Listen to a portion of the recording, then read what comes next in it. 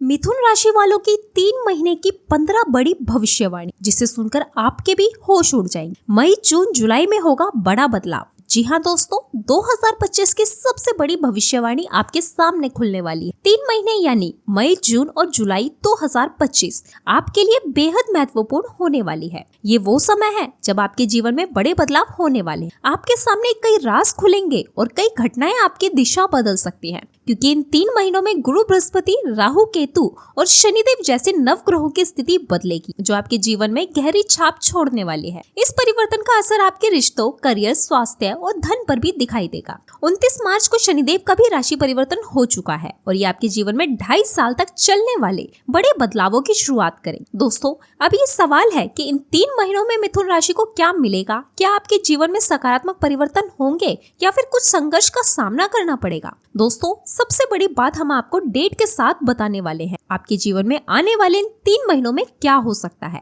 और कौन से ग्रह आपके पक्ष में होंगे और कौन से आपके खिलाफ। क्या आपके स्वास्थ्य, धन और रिश्तों में कोई खास परिवर्तन देखने को मिलेगा? तो आइए दोस्तों, बिना देरी किए जानते हैं 10 बड़ी भविष्यवाणियों के बारे में। लेकिन वीडियो में आगे बढ़ने से पहले कमेंट बॉक्स में जरूर लिखें जय बुद्धदेव स्वामी की, ताकि बुद्धदेव की कृपा से आप हर परिस्थिति में विजय रहे। और वीडियो को एक लाइक कर चैनल को सब्सक्राइब जरूर करें। पहली भविष्यवाणी ये कहती है कि मई की शुरुआत में आपकी राशि में मंगल विराजमान हो, यानी जोश और ऊर्जा दोनों भरपूर। वहीं केतु आपके चौथे भाव में है और दशम भाव में सूर्य, राहु, बुध, शुक्र और शनि की युति बनी हुई और आपके भव्य स्थान में बैठे देव गुरु बृहस्पति, यानी ग्रहों की हलचल तेज है और इसका असर सीधा आपके शरीर और मन पर पड़ने वाला है। मई जून जुलाई का महीना सेहत के मामले में अच्छा है। आपको एनर्जी भी मिलेगी और काम करने का मन भी बना रहेगा। मई में भी लगभग ठीक रहेगा, लेकिन 23 मई के बाद थोड़ा ध्यान देने जरूरी हो जाता है, क्योंकि 23 मई को आपके राशि स्वामी बुध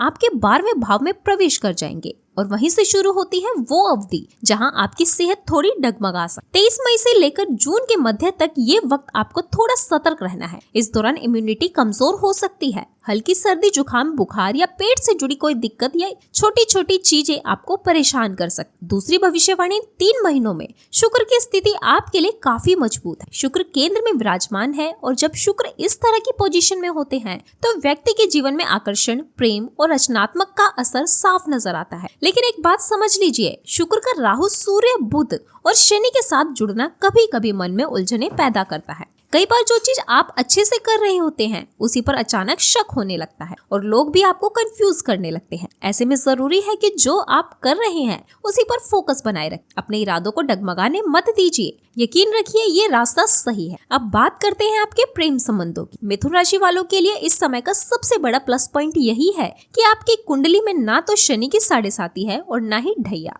यानी ब्रह्मांड का कोई भारी ग्रह आपकी लव लाइफ पर नेगेटिव असर नहीं डाल रहा। लेकिन फिर भी 1 मई से लेकर लगभग 15 से 18 मई तक थोड़ा संयम रखिए, क्योंकि शुक्र के इतने सारे ग्रहों के साथ जुड़ने से मन में शक, गुस्सा और जिद जैसी चीजें सिर उठा सकती। इस समय आपको दूसरों की बातों में नहीं आना है, ना ही बेवजह के डाउट पालने हैं। लेकिन जैसे ही ये शुरुआती समय निकलता है, लव लाइफ बेहतर होती जाएगी। मई के महीने में चीजें सुधरेंगी और जून तो आपके लिए बहुत ही खास रहेगा। अगर किसी से आपकी बातचीत बंद हो गई है या कोई रिश्ता टूटने की कगार पर है, तो जून में उसका पैचअप होने के पूरे योग बन रहे। और अगर रिश्ता अच्छा चल रहा है तो उसमें और गहराई आएगी। तीसरी भविष्यवाणी ये कहती है कि जब देवगुरु बृहस्पति आपकी कुंडली के 7वें भाव को दृष्टि देंगे तो ये समय आपके लिए बेहद शुभ संकेत लेकर आएगा। खासकर 15 मई के बाद आध्यात्मिक यात्राएं, जीवन के बड़े निर्णय और भाग्य का साथ सब कुछ आपके पक्ष में होगा। लेकिन अब जरा ध्यान से सुनिए, क्योंकि बात अब राहु और केतु की है और ये बदलाव आपके जीवन की दिशा ही बदल सकते। करीब 1.5 साल से राहु आपके कर्म भाव में विराजमान थे, लेकिन 18 मई को ये स्थान बदलकर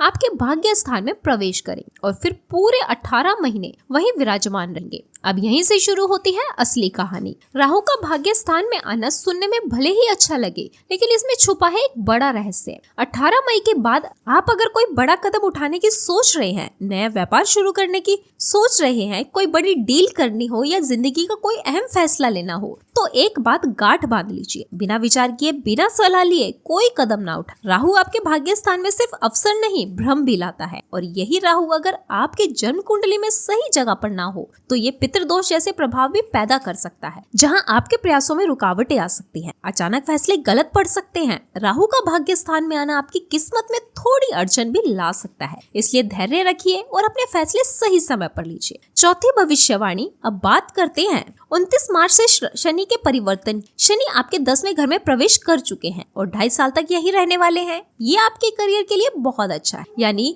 शनि जहाँ भी होते हैं वहाँ मेहनत का असर दिखता है। तो इस वक्त आपको अपनी मेहनत पर फोकस करना होगा, तभी आपके काम में सफलता आएगी। चाहे आप किसी भी फील्ड में हो, अगर मेहनत करेंगे तो हर मुश्किल आसान हो जाएगी। शनि आपको वह ताकत देंगे जो आपको अपने काम में आगे बढ़ने के लिए चाहिए। लेकिन एक बात याद रखिए, आलस्य से दूर रहिए। अगर आप आलसी हुए तो शनि आपको रोक सकते हैं। इस दौरान आपके काम में थोड़ा प्रेशर भी हो सकता है, लेकिन आप उसे अच्छे से संभालेंगे। विदेश यात्रा का भी मौका मिल सकता है और करियर में अच्छे मौके आपको मिले अगर आप मेहनत करते रहे। 5वीं भविष्यवाणी, अब बात करते हैं आपकी पढ़ाई की, जो इन 3 महीनों में बहुत महत्वपूर्ण है। 5th हाउस यानी कि आपकी पढ़ाई और बौद्धिक क्षमता से जुड़ा हुआ है। यहाँ पर शुक्र ग्रह है जो आपके 10th हाउस में बैठा। वही राहु, शनि और सूर्य के साथ भी बैठने से थोड़ी सी कंफ्यूजन हो सकती है। शुरुआत में अप्रैल के महीने में आपको कुछ शंका हो सकती है। आपके मन में बहुत सारे सवाल होंगे कि जो आप पढ़ाई कर रहे हैं वो सही है या नहीं। ये कंफ्यूजन थोड़ा मानसिक दबाव बना सकता है, लेकिन ध्यान रखें कि ये अस्थायी है। जैसे ही मई के बीच 10 से 15 मई तक ये स्थिति बदलती है, चीजें थोड़ी स्पष्ट होती जाएंगी। लेकिन सबसे महत्वपूर्ण बात यह है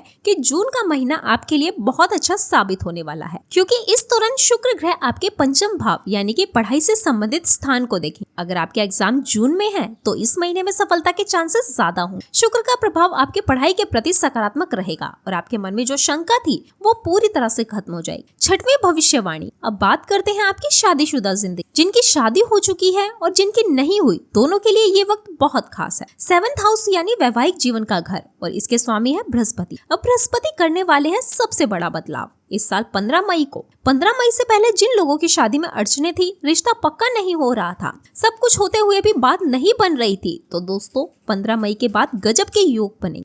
गुरु जब यहाँ आएंगे तो सीधा सीधा आपकी शादी से जुड़ी चीजों को मजबूती दें। मतलब जिनका रिश्ता नहीं हो रहा था उनके लिए अब रिश्ता पक्का होने की संभावना है, और जिनकी शादी हो चुकी है उनके लिए भी खुशखबरी है। पिछले कुछ समय से अगर लाइफ पार्टनर की तबीयत ठीक नहीं थी या फिर आपसी तनाव चल रहा था, तो अब उसमें भी बदलाव आएगा। 15 मई के बाद आपकी मैरिड लाइफ में मिठास हो, रिश्ते मजबूत होंगे। सिर्फ इतना ही नहीं, बृहस्पति संतान से जुड़े घर को भी देख। तो अगर आप संतान सुख की राह देख रहे हैं तो उसमें भी सुख मिलेगा, शुभ संकेत मिलने वाले हैं। 7वीं भविष्यवाणी, अब बात करते हैं आपके बिजनेस की। अप्रैल का महीना आपके लिए धमाकेदार है। इस महीने में आपको कुछ बढ़िया क्लाइंट्स मिल सकते हैं, कुछ बड़े मौके आपके हाथ लग सकते हैं। मतलब जो भी बड़ा प्लान है, जो भी ऐड करना है, अप्रैल या फिर 23 मई से पहले कर लो। ये टाइम बहुत शानदार है, लेकिन थोड़ा ध्यान रखना, 23 मई से लेकर 15 जून तक का जो समय है वहाँ कुछ उतार चढ़ाव आ सकता है। थोड़ा बिजनेस स्लो हो सकता है और किसी के साथ बहस या गलतफहमी भी हो सकती है, इसलिए इस दौरान कोई बड़ा रिस्क मत लेना, और जो भी प्लान करना है उसे 23 मई से पहले ही पूरा कर ले। 8वीं भविष्यवाणी, अब अगर करियर की बात करें तो आने वाले 3 महीने आपके लिए जबरदस्त है। खासकर वो लोग जो सरकारी नौकरी की तैयारी कर रहे हैं, उनके लिए तो 14 मई तक का समय सुनहरा मौका लेकर आ रहा है, क्योंकि इस दौरान सूर्य उच्च के होंगे और ये समय आपको कोई बड़ा ब्रेक दे सकता है। 14 मई से 15 जून के बीच नौकरी लगने की बहुत अच्छी संभावनाएं बन रही है। बस आपको अपनी तरफ से थोड़ा ध्यान देना है, थोड़ा आस्था, थोड़ा आत्मबल और थोड़ी मेहनत। तो कैसा लगा आपको ये वीडियो? अगर दिल से जुड़ा हो तो लाइक जरूर कीजिएगा, शेयर कीजिएगा उन लोगों से